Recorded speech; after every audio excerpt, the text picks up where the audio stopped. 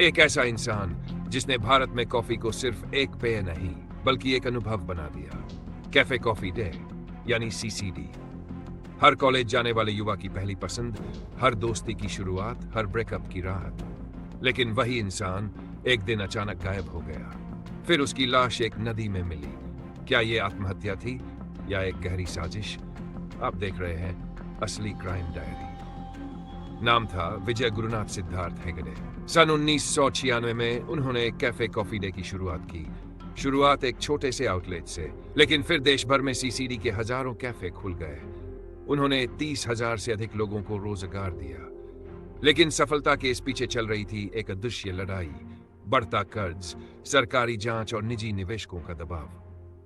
तारीख थी 29 जुलाई वर्ष 2019। रात के वक्त सिद्धार्थ अपनी कार से चिकमंगलूर से मंगलूर की ओर निकले। नेत्रावती नदी के पुल पर उन्होंने अपनी गाड़ी रुकवाई। ड्राइवर से कहा, मैं थोड़ी देर में आता हूं। लेकिन उसके बाद वो कभी लौटे नहीं। 36 घंटे बाद उनका शव उसी नदी में तैरता हुआ मिला। सरकार ने इसे आत्महत्या बताया, मगर सवाल उठे और उठते ही रहे। उनकी गायब होने की खबर के कुछ ही घंटे बाद एक चिट्ठी सामने आई। उसमें उन्होंने लिखा था, मैंने अपनी पूरी कोशिश की, लेकिन अब और दबाव नहीं सह सकता। इनकम टैक्स विभाग, निजी निवेशक और कर्ज देने वालों ने मुझे पूरी तरह तोड़ दिया। क्या ये उस टूटे हुए इंसान की आखिरी आवाज थी या फिर किसी की प्लानिंग? वो कौन था जिसे उन्होंने आखिरी फोन किया? सीसीटीवी फुटेज अधूरी क्यों थी? कहते हैं पुल पर कई कैमरे थे, फिर भी कोई साफ तस्वीर नहीं मिली। और सबसे बड़ा सवाल, क्या कोई इतना बड़ा बिजनेसमैन सिर्फ दबाव में आत्महत्या कर सकता है या उसे ऐसा करने पर मजबूर किया गया?